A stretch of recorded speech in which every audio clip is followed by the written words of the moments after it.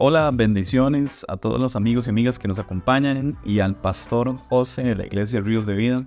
Pastor, muy contento nuevamente de estar aquí reunidos en este nuevo episodio del podcast Caminando en la Verdad.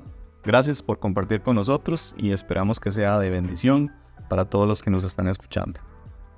Miguel, muy contento de retomar este tiempo de podcast y bueno, esperamos que, como dices, que sea de gran bendición para cada una de las personas que nos escuchen. En el último episodio estuvimos compartiendo sobre el libro de Levítico y pues vimos que es un libro que tiene muchos elementos de la ley, ¿verdad? Y el Señor deja claro que cada una de esas normas para el pueblo de Israel son para que vivieran como un pueblo santo, que es lo que Dios espera de ellos. Debemos recordar que el pueblo de Israel se encontraba en regiones cercanas al monte Sinaí, pero entonces ahora, pastor, vamos a enfocarnos en el libro de Números. Y como hemos hecho de costumbre en este podcast, quisiera pedirte por favor si pudieras darnos una breve introducción acerca del libro y contextualizarnos con esta escritura tan importante del libro de Números. Bueno, Miguel, el libro de Números deberíamos iniciar recordando que muchos apuntan que fue escrito en 1440 o 1400 antes de Cristo. Fue escrito por Moisés, forma parte del Pentateuco y nos muestra la historia del pueblo de Israel, ese viaje desde el monte Sinaí hasta las puertas o las fronteras de la tierra prometida. Y es una travesía de años, es un viaje que les tomó más tiempo del esperado por la desobediencia del pueblo. Como sabemos, 40 años caminando como nómadas en el desierto a causa de esa falta de fe, por esa desconfianza a la promesa que el Señor había hecho desde los patriarcas. Escuchando al pastor Salvador Gómez, me gustó mucho la forma de cómo él estructuró el libro de Números en dos secciones principales. La primera tiene que ver con la generación que salió de Egipto, pero que no pudo entrar a la tierra prometida. Y la segunda sección del libro nos narra la historia de esa generación que nació durante el peregrinaje y que pudo conquistar la tierra prometida. Es una dura división, ya que nos recuerda que unos creyeron mientras que otros no lo hicieron. Muchos mencionan que el nombre de este libro, Números, se debe al recuento de esas dos generaciones que encontramos dentro del libro. La generación que salió de Egipto, que no pudo entrar a la tierra prometida, toda esa historia se nos narra desde el capítulo 1 al capítulo 25, mientras que la generación que entró a la tierra prometida, toda esa historia se nos narra desde el capítulo 26 hasta el capítulo 36 del libro de Números, recordando que solo Josué y Caleb fueron los hombres de fe que lograron entrar con este montón de jóvenes a conquistar la tierra prometida. Muchos dicen y mencionan que el versículo clave de este libro es Números 6, 24 al 26, que dice, es un texto muy, muy popular, Miguel, y dice, Jehová te bendiga y te guarde, Jehová haga resplandecer su rostro sobre ti y tenga de ti misericordia. Jehová alce sobre ti su rostro y ponga en ti paz. Qué bueno, muy bonito pasaje ese. Pastor, ahora, ¿podrías comentarnos cuáles son como los temas más importantes de manera resumida que encontramos en este libro? Miguel, quisiera recordar que los temas, como bien mencionas, son obediencia y la rebelión del pueblo de Israel, seguido por arrepentimiento, y vemos las bendiciones de Dios. Es algo que notamos durante toda esta historia de Números, y bueno, no es solo algo del libro de Números, es algo del todo el Antiguo Testamento, y podemos ver también la severidad de un Dios que es un padre para nosotros, que había acogido un pueblo que esperaba santidad de ellos, y cómo él trató con la rebeldía del pueblo, con mucha severidad. Otro tema fundamental que continúa desde el libro de Levítico es el tema de la santidad, que Dios demanda esa santidad de parte de su pueblo. Ese tema principal viene desde muchísimo atrás, desde los patriarcas, desde aquellos compromisos que vimos, pero vemos cómo el Levítico se manifiesta de una manera muy clara a través de la ley, y al ingresar a estudiar el libro de Números vemos cómo el Señor sigue demandando por medio de instrucciones que era importante que el pueblo se mantuviera apartado, porque iban a conquistar una tierra prometida, la tierra de Canaán, que estaba rodeada o estaba llena de mucha idolatría, y era muy importante que el Señor recalcara la demanda de santidad para su pueblo. Ujú. Muy bien, pastor. Muchísimas gracias por contextualizarnos nuevamente acerca de qué trataba este libro. Y si te parece bien, vayamos ahora a adentrarnos en las preguntas que surgieron a lo largo de la lectura del libro de Números por parte de algunos hermanos, ¿verdad? Que nos hicieron llegar sus preguntas. Entonces, la primera pregunta que quisieran compartirte está en Números 22:20. Dios le dice a Balaam que vaya a conocer siervos de Balac, pero que debe hacer lo que él diga. Sin embargo, 2 versículos más adelante, dice que la ira de Dios se encendió porque él iba para allá con ellos. Me llama la atención porque Dios se enoja si él mismo le dijo a Balaam que fuera. Esa es la primera pregunta. Sí, Miguel, al leer esta historia es fácil llegar a ese cuestionamiento, ¿verdad? Es algo natural, ¿verdad? Porque Dios, y él dio una orden a Balaam, ya luego lo vemos como retractándose o incluso enojándose fuertemente contra Balaam. Algunos elementos que debemos considerar es que Balac, que es el otro personaje inmerso en esta historia, quería maldecir al pueblo de Dios. Él llegó a buscar a Balaam con ese objetivo, en maldecir al pueblo que Dios bendijo. Por temor a perder su reinado en Moab, Balac hace un ofrecimiento material a Balaam, y vemos en el verso 12, entonces dijo Dios a Balaam, no vayas con ellos, ni maldigas al pueblo, porque bendito es.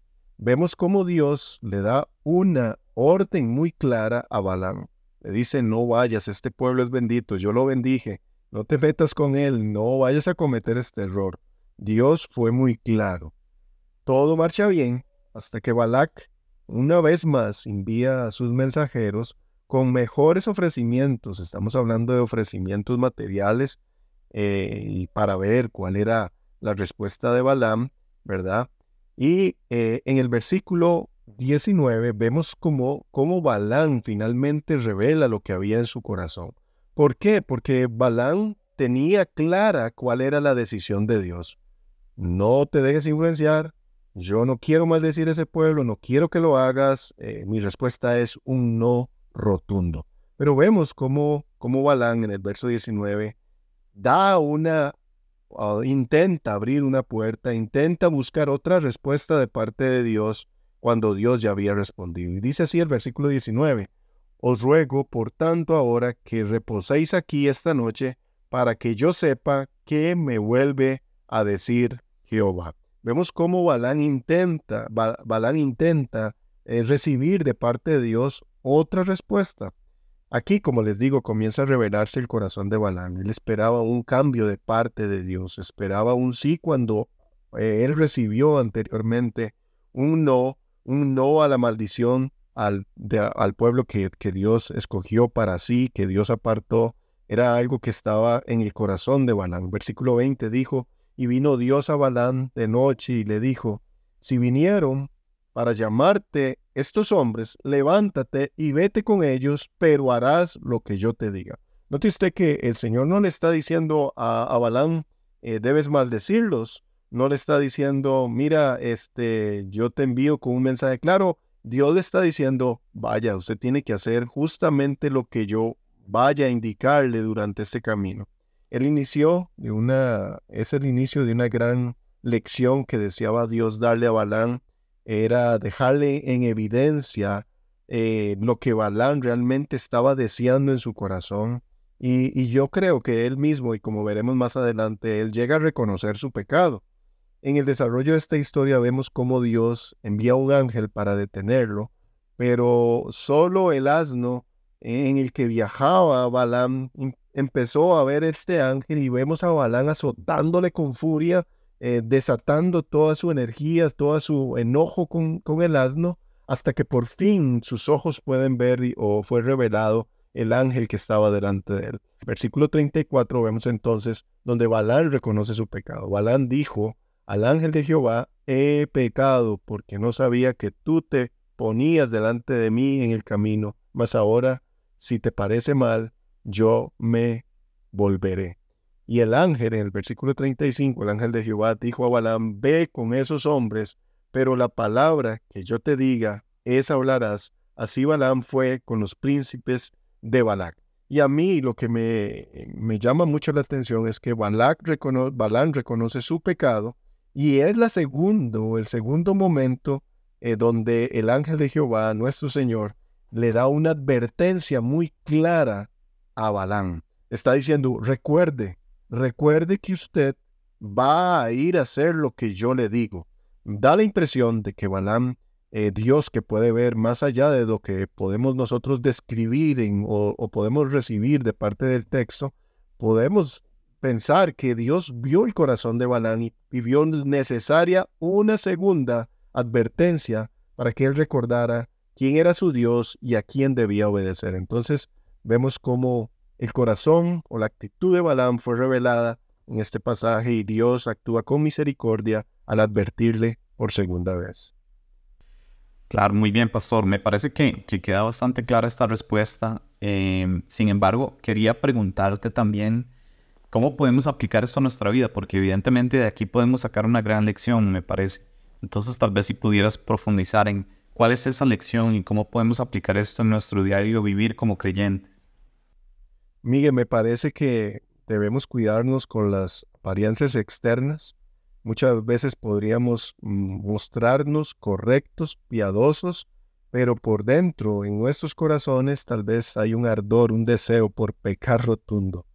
Si estamos en esta condición, pues debemos arrepentirnos. Si el Señor también, por otro lado, si el Señor nos muestra cuál es su plan, de ello tengo que sujetarme a ese plan. El plan que Dios le mostró a Balaam fue: yo no voy a maldecir a un pueblo que yo he bendecido, no voy a maldecir a mi pueblo. Y aún así, Balaam espera una segunda respuesta de parte de Dios. Cuando el Señor nos muestra con claridad cuál es su plan, cuál es su propósito, lo menos que debemos hacer nosotros es oponernos a sino es unirnos a ese plan para poder ser edificados y poder contribuir en la extensión del reino de los cielos. En el capítulo 23 vemos a Balaam hablando ya directamente a Balac lo que Dios le indicaba, y una de esas frases que él utilizó, por ejemplo, en el capítulo 23, versículos del 6 al 7, le dice: Balaam volvió a donde estaba Balac y lo encontró junto a sus holocaustos, junto con todos los príncipes de Moab. Entonces Balaam pronunció estas palabras proféticas. Dice: Balac, el rey de Moab, me trajo a Harán, me hizo venir de los montes del oriente, me pidió venir y maldecir a Jacob, hablando de Israel, me ordenó desearle el mal a Israel. Y aquí es donde comienza a exhortar, y vemos el cambio en la actitud de Balaam, y cómo maldecir a quien Dios no maldijo, cómo condenar a quien el Señor no ha condenado. Balaam comprendió: no puedo ponerme al plan de Dios. Y de igual manera nosotros no podemos caer en este error de intentar ir en contra del plan de Dios cuando tal vez ha sido revelado de una manera muy clara para nuestras vidas. Buenísimo, pastor. Muchísimas gracias. Ahora, otra pregunta, pastor. Esta está un poquito más extensa la pregunta, entonces te la voy a plantear en varias partes. Dice, en Números 23:19, dice así: Dios no es un simple mortal para mentir y cambiar de parecer. ¿Acaso no cumple lo que promete ni lleva a cabo lo que hace? Este versículo le llama la atención a la persona que nos envía la pregunta, y quisiera preguntar a qué se refiere cuando dice que Dios no cambia de parecer. Pues vemos cambiar de parecer en varias ocasiones, incluso unos capítulos después. Por ejemplo, en Números 25, del 10 al 11, dice: El Señor dijo a Moisés: Finés, hijo de Eleazar y nieto del sacerdote Aarón, ha hecho que mi ira se aparte de los israelitas, pues he actuado con el mismo celo que yo habría tenido por mi honor. Por eso no destruí a los israelitas con el furor de mi celo. Moisés también en varias ocasiones ora para cambiar lo que iba a hacer Dios. Entonces las preguntas son, ¿Dios sí cambia de parecer con lo que pensaba hacer a Israel? ¿Esto tiene que ver con la soberanía de Dios? Que se mostraba a decir algo, pero él ya sabía de antemano el resultado que iba a ocurrir. Entonces no fue un cambio de pensar o sí, solo parte de su plan para llevarlo a cabo. Esos son los cuestionamientos que hay alrededor de este tema. Y bueno, a ver si nos puedes ayudar un poquito a aclarar esto.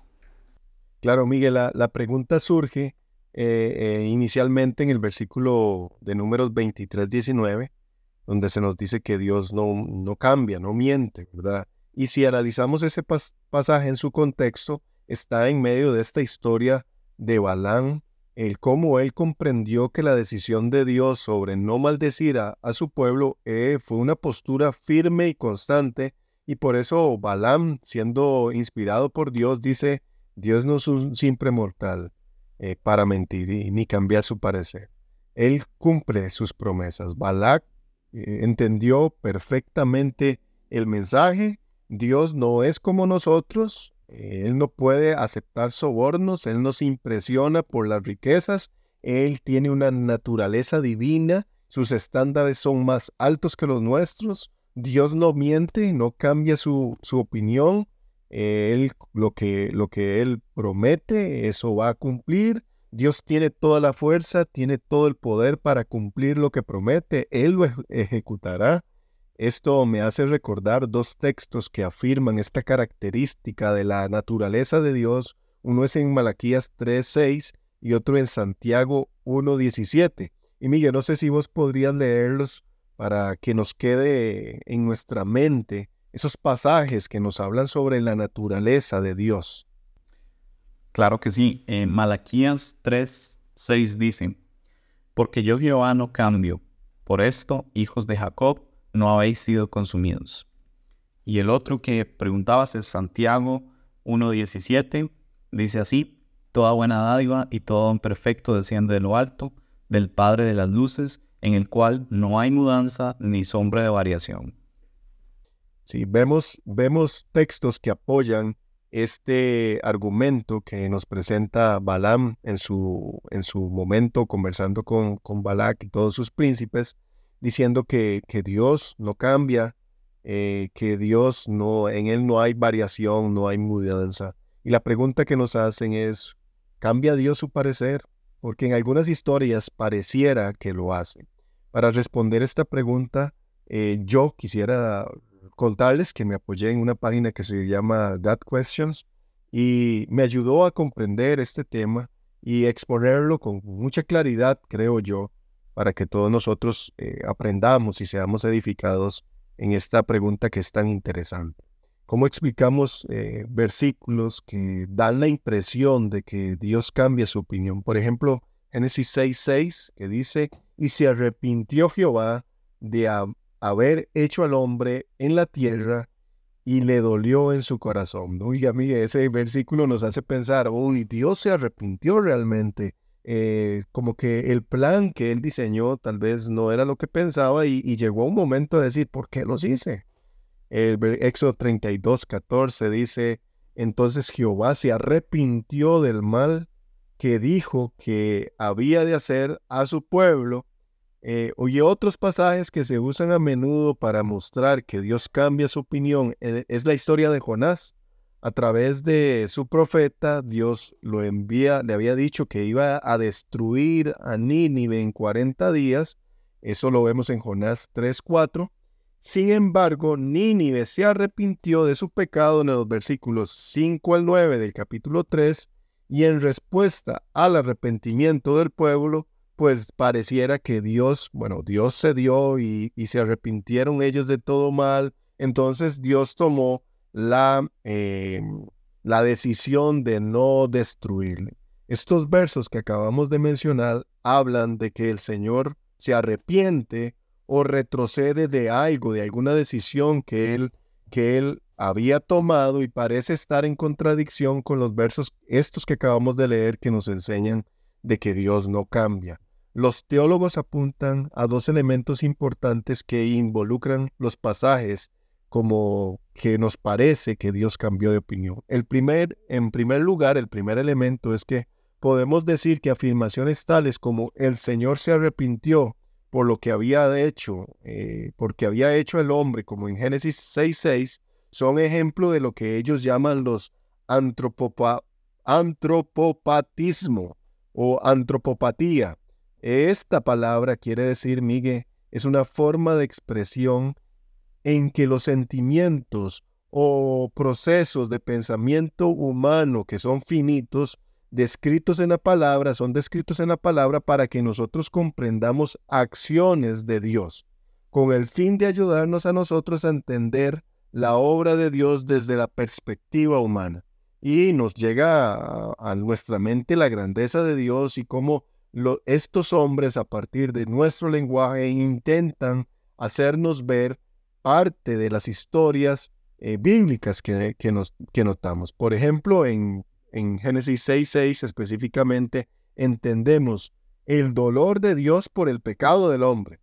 Dios obviamente no revirtió la decisión de crear al hombre. Dios no decidió borrarlos inmediatamente de la faz de la tierra. Y el hecho es que estamos nosotros vivos. Esa es la prueba de que Dios no cambió su opinión sobre la creación. Tomó decisiones radicales, ¿verdad? Para ir o para exhortar o para enseñarle al hombre su pecado. Pero vemos cómo no fue un arrepentimiento de decir voy a destruir toda la humanidad. Vemos una consistencia en Dios, en su plan, porque estamos acá, envió a su Hijo Jesús a morir por nuestros pecados y vemos cómo es, como dicen los teólogos, una antropopatía para mostrarnos con el idioma nuestro, con la expresión de nuestros sentimientos, la grandeza del Dios eterno. En segundo elemento, que debemos hacer una distinción entre las declaraciones condicionales de Dios y las determinaciones incondicionales de Dios. En otras palabras, cuando Dios dijo, destruiré a Nínive en 40 días, estaba hablando condicionalmente, teniendo en cuenta la respuesta de hombres y mujeres que habitaban en Nínive. Ese era el castigo que le esperaba a Nínive si no se arrepentían de su camino. El pueblo se arrepintió y con esto el Señor detuvo el castigo que podía recibir este pueblo si no se arrepintiera. Entonces vemos cómo Dios no cambia, sino que es un juicio que declaró el Señor hacia un pueblo, pero dependía de la actitud de este pueblo el ejecutar este juicio en contra de o no hacerlo. Entonces podemos ver, Miguel, a través de estos ejemplos que Dios no cambia su naturaleza, en su naturaleza no hay variación.